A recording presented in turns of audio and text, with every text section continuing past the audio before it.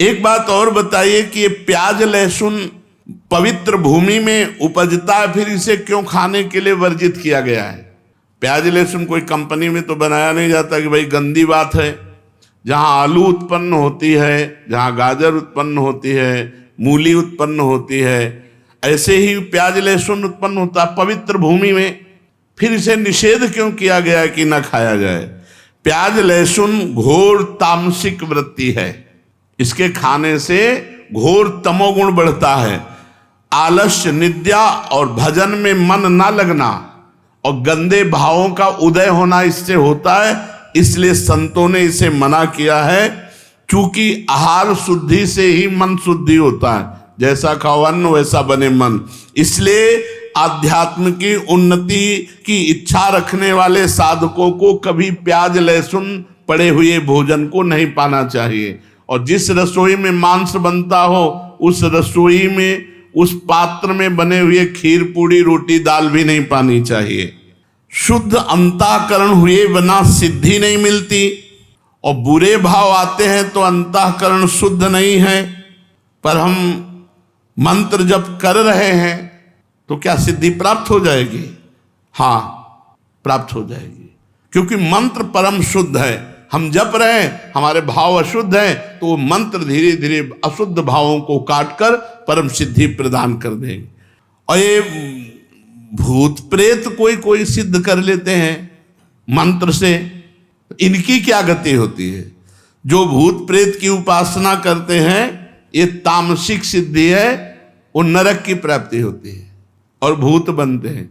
भूत बनते हैं और नरक की प्राप्ति। भूतों को पूजने वाले, भगवान गीता जी में बोले, भूतों को पूजने वाले भूतों को प्राप्त होते हैं, पितरों को पूजने वाले पितरों को प्राप्त होते हैं, देवताओं को पूजने वाले देवताओं को प्राप्त होते हैं। हे अर्जुन, मुझे पूजने वाले मेरे को प्राप्त होते हैं।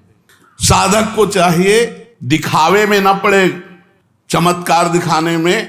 ये भूत प्रेत की, यक्षिणी गंधर्व, इनकी सिद्धि मंत्र है इनके, ये थोड़े दिनों में सिद्ध हो जाते हैं। तुम क्या बोल रहे हो, तुम क्या सोच के आए हो, तुम कहाँ से आए हो, तुम्हारा क्या नाम है, ये सब बातें। इससे बड़ी पूजा बढ़ेगी, सम्मान बढ़ेगा, लेकिन जाना पड़ेगा नरक ही। भूत प्रेत योनि की ही प्राप्ति होगी।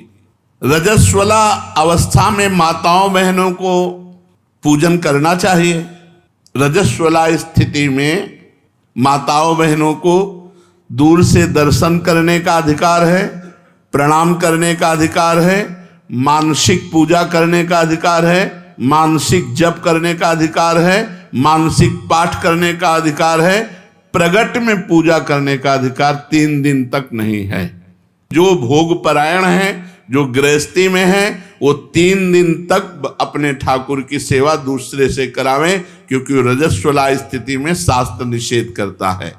अगर रजस्वला स्थिति में संख्या ली है, गुरु ने दिया है माला जपने का, तो कैसे पूरी करे? तो शायद उस समय काउंटर नहीं होगा जब उत्तर लिखा गया है। तो इन्होंने कहा कि सूत की माला ले सकते हैं या लकड़ी की माला ले सकते हैं। तुलसी की माला से रजस्वला स्थिति में संख्या पूरी न करें। अब तो बढ़िया सुविधा है, न सूत न लकड़ी, काउंटर अंगूरी में फंसा लो, मंत्र और नाम की संख्या पूरी कर लो। जप नहीं छोड़ना चाहिए, जप नहीं छोड़ना चाहिए। और किसी ग्रंथ का स्पर्श नहीं करना चाहिए, पूजा ग्रह का स्पर्श नहीं करना चाहिए, रसोई का स्पर्श नहीं करना चाहिए।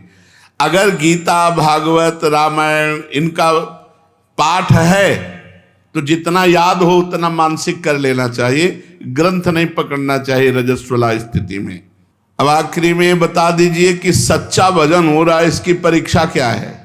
सच्चा भजन हो रहा है हमारा, इसकी परीक्षा क्या है?